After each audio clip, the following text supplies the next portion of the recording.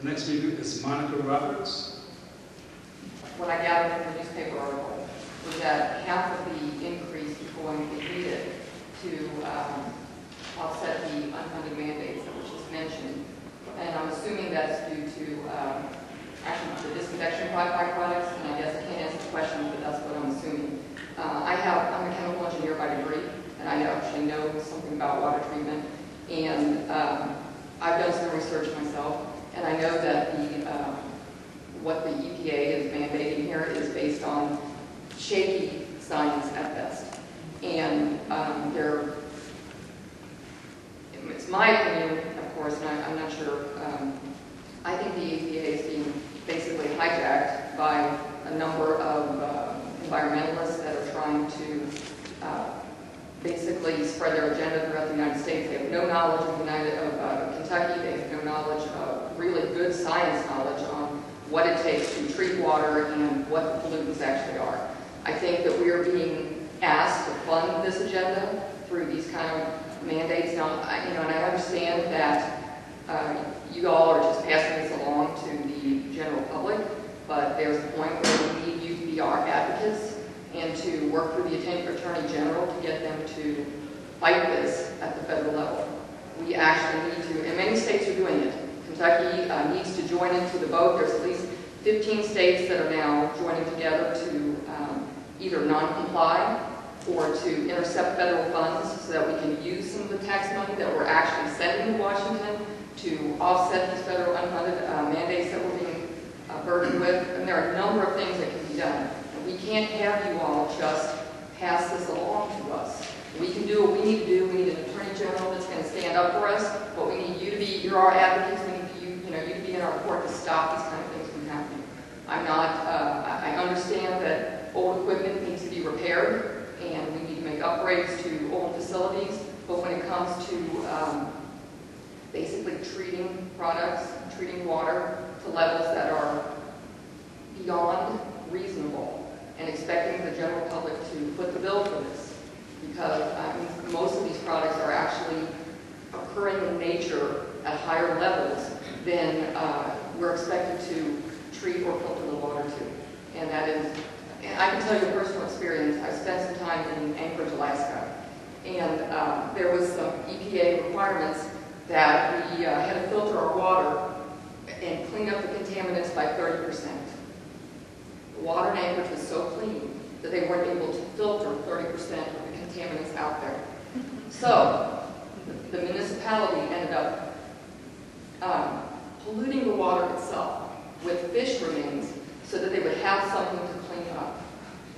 All on the taxpayers' dime. I feel like this is where this is going, and I think it just needs to stop. You guys need to be our advocates. You can't just pass this down to us and expect everybody to just, stand up and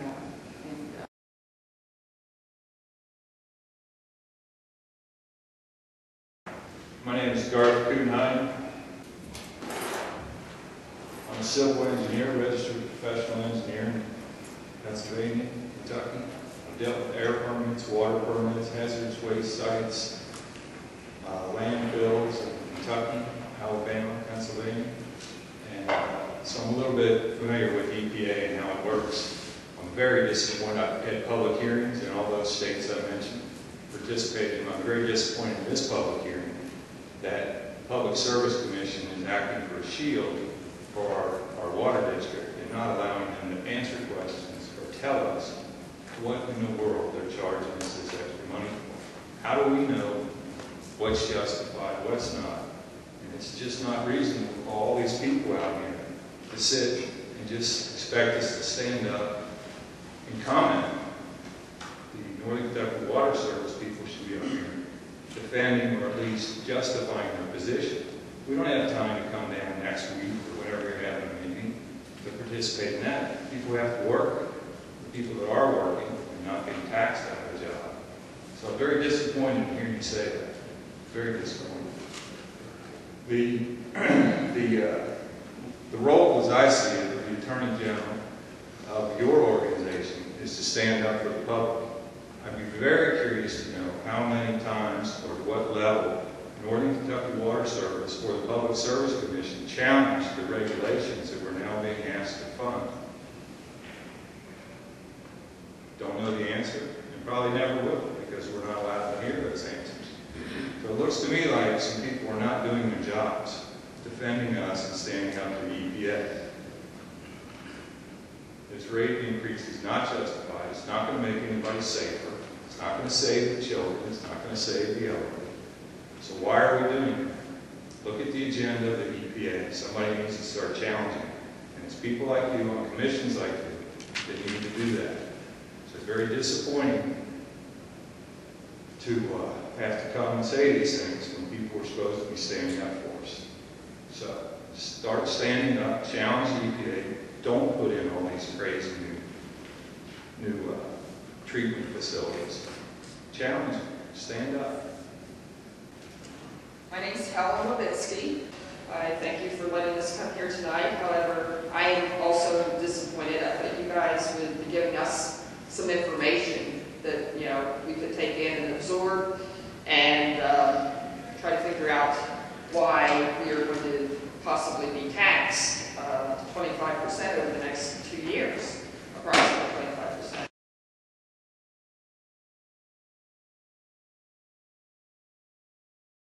Falls under the Kentucky Division of Water. They are the ones that have the legal authority under state statute to deal with the EPA. The Public Service Commission does not have that authority. It's the Kentucky Division of Water. Why aren't they here? Because this is not about water quality, it's about rates. If you want to challenge... Yeah, but rates drive the price of water quality. I understand Our that. taxes are going to them. I Why aren't understand. they here? We cannot, under... They need to be here.